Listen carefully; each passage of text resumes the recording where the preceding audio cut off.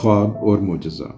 मोजज़ा क्या है? एक अरसे से मुझे ये बात सता रही है कि मोजज़े या करामत का तयन कैसे करूं? ये क्या होता है? ये मोजज़ा, करामत या एजाज़ किस चीज़ का नाम है? अक्सर लोग मुझसे पूछते हैं। ये बात पूछने वाले और बताने वाले के लिए परेशान कुन है कि मोजज़ा, करामात, एजाज़, जादूगरी, साइंस और तमाशा के दरमियान लाइन कहाँ से खींची जाए। मैंने बहुत अरसा कबल रेडियो से मुलाजमत का आगाज़ किया।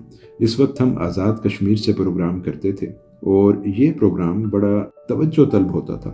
इन दिनों अच्छी तनख्वाह थी, ना अच्छे हालात। इसके बावजूद वहाँ कई अच्छा लिखने वाले जमा हो गए थे, जिनमें मुमताज़ मुफ्ती, एजाज बटालवी जैसी शख्सियात शामिल थीं। एक दिन दोपहर को शॉर्ट व्यूज़ टू 48.4 पर एक प्रोग्राम चल रहा था, जिसमें मैडम नूर जहाँ सब जग सोए हम जागे तारों से करे बातें गाना गा रही थी। अचानक गाना गाते चलते चलते रुक गया और आवाज़ गूंजी, रुबीना कितने गई है? कल भी चली गई सी, अज भी चली गई है, चाबियां भी नाल लै गई है। गर्स कभी चांदनी रातें तारों से करें बातें की आवाज़ आने लगती, कभी ये मुदाखलत। हम सब हैरान हो गए कि ये शोर या आवाज़ स्ट्रेन वॉइस कहाँ से आ गई। ये साइंसी लफ्ज़ है, हमने इस्तेमाल करके जान छुड़ा ली, लेकिन सब कुछ ठीक ठाक था। तो फिर ये आवाज़ कहाँ से आ गई? क्या ये कोई मोजज़ा था, करामात, जादूगरी या कुछ और? मैं ऐसे वाक़यात पर गौर करने लगा और सोचने लगा कि आया ऐसा कहीं और भी होता है। थोड़े दिनों बाद मालूम हुआ कि लंदन में एक गिटार बजाने वाला जब हज़ारों के मजमा में स्टेज पर आया और गिटार बजाने लगा, तो इसके गिटार में से BBC के प्रोग्राम की नशरियात शुरू हो गई। और जब तक पूरा बुलेटिन ख़त्म ना हुआ, गिटारिस्ट चुपचाप परेशान खड़ा इंतज़ार करता रहा और शो का वक्त ख़त्म हो गया। इस वाक़या को काफ़ी अरसा गुजर चुका है, लेकिन हम सोचते रहे कि ये क्या मोजज़ा हुआ, ये क्या करामत हुई, इसे किस खाते और किस खाने में रखें और इस वाक़या को क्या मायने पहनाएं। ऐसे वाक़यात मैंने अपनी डायरी में लिखना शुरू कर दिए। एक बार मेरे एक दोस्त ने अपने साथ होने वाला एक वाक़या बताया और कहा कि आप इसे भी अपनी डायरी में लिखें। इस वक्त नई नई सुई गैस दरियाफ्त हुई थी। एक शख्स जो मेरे दोस्त का मिलने वाला था, वो इसे लाहौर में एक कुकिंग रेंज तोहफे के तौर पर देकर गया। वो मीरपुर से ताल्लुक़ रखता था। मीरपुर इस वक्त अमीर इलाका समझा जाता था, क्योंकि वहाँ से बड़ी तादाद में लोग विलायत गए हुए थे। जब वो कुकिंग रेंज केस के साथ मुंसलिक करके चलाई गई, तो इसमें नज़ाकत अली, सलामत अली गाने लगे और इनकी आवाज़ें आईं। इन साहिबान का प्रोग्राम कराची से नशर होता था और आध घंटा के दौरानिए पर मुश्तमिल होता था। वो प्रोग्राम मुसलसल कुकिंग रेंज पर चलता रहा, जिस पर दोस्त की बीवी डर गई और सोचा कि इसमें विलायत से कोई भूत वगैरह आ गया है।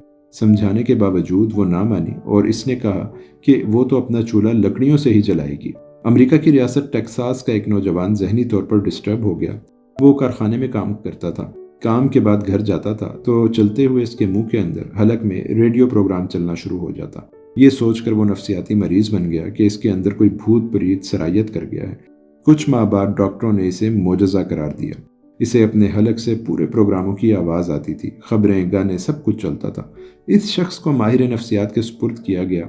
इस अमरीकी लड़के पर बड़े बड़े तजर्बात किए गए। आखिरकार एक इलेक्ट्रॉनिक इंजीनियर ने कहा कि ये लड़का चूंकि रेग माल की फैक्ट्री में काम करता है, जिससे रेग माल के बारीक ज़र्रात इसके मुंह के अंदर चले जाते हैं। इसने अपने एक दांत की जगह सोने से फिलिंग कराई हुई थी, जिस तरह हम बचपन में क्रिस्टल रेडियो सेट बनाया करते थे, जिसमें सुरमे की डली लेकर इसको बारीक तांबे के तार से बांध दिया करते थे। इसे एक तरफ से अर्थ कर देते थे और इस पर हेडफोन लगाकर बड़ी आसानी के साथ पूरा प्रोग्राम सुन लिया करते थे।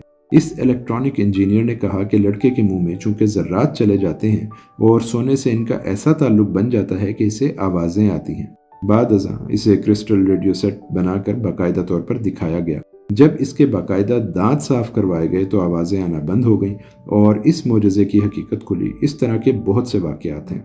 अमेरिका के इलाके न्यू जर्सी में दो पहलवान स्टेज पर आकर कसरत करते और जब इनका जिस्म बिल्कुल तन जाता और इन पर एक मखसूस कैफियत तारी हो जाती, तो वो दो तारों को अपने हाथों में पकड़ लेते थे, जिससे पूरे का पूरा ऑर्केस्ट्रा बजना शुरू हो जाता था। इसे सिर्फ साइंटिफिक हवालों से ही नहीं देखना चाहिए, बल्कि इसमें बंदों का मसल से काम लेना, अपनी रूहानी कैफियत से काम लेना और सब चीज़ों को मिलाकर अपनी मैकेनिकल चीज़ों से मिला देने का नतीजा था। मैं इस नतीजे पर पहुंचा हूं कि मोजज़ा या करामात की इतनी ज़्यादा अहमियत नहीं जितनी हमारे अफसाना निगार जहन ने पैदा कर दी है कि ऐसा होना चाहिए। अलबत्ता ख्वाब की बहुत बड़ी अहमियत है और इस बारे में कुरान पाक के अंदर सूरह यूसुफ में हवाला भी मौजूद है। اللہ تعالیٰ خواب کے بارے میں ضرور چاہتا ہے کہ ہم جانیں۔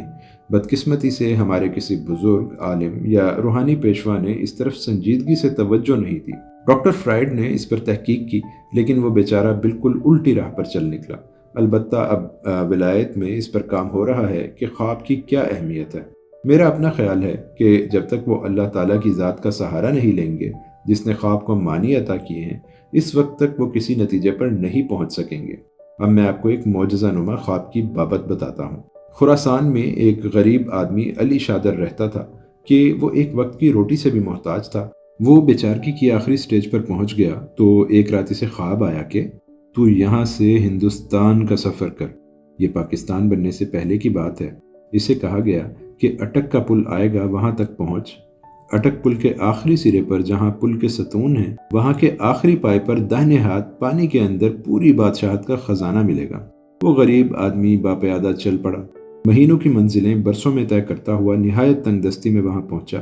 پل پر انگریز کا پہرا تھا۔ جب پہرے دار اس سے کچھ پوچھنے کے لیے قریب آتے تو وہ ڈر کے مارے دور بھاگ جاتا۔ آخر 1 ماہ بعد ایک سپاہی نے پل سے نیچے اتر کر اس حالت کی وجہ پوچھی تو اس غریب آدمی نے سپاہی کو اپنا خواب سنا دیا۔ اس پر پوچھنے والا کہا لگا کر ہنسنے لگا اور کہا کہ کیسی احمقوں جیسی بات کرتے ہو، اور کہا کہ مجھے پچھلے 2 سال سے خواب آ رہا ہے کہ خراسان میں ایک فقیر ہے اور اس کے گھر کے چولہے کے پیچھے ٹین کا ایک ٹکڑا لگا ہوا ہے، اور اس ٹکڑے کو اکھاڑو تو اس کے نیچے 7 بادشاہوں کا خزانہ ہے۔ غریب نے فقیر کا نام دریافت کیا تو سپاہی نے علی شاد بتایا۔ غریب آدمی واپس بھاگا اور گھر پہنچا۔ اس نے ٹین اکھاڑا تو اسے خزانہ مل گیا۔ اس طرح خواب کی اہمیت اور معنی رکھتی ہے، اور معجزات کی باتیں زیادہ توجہ طلب نہیں ہیں۔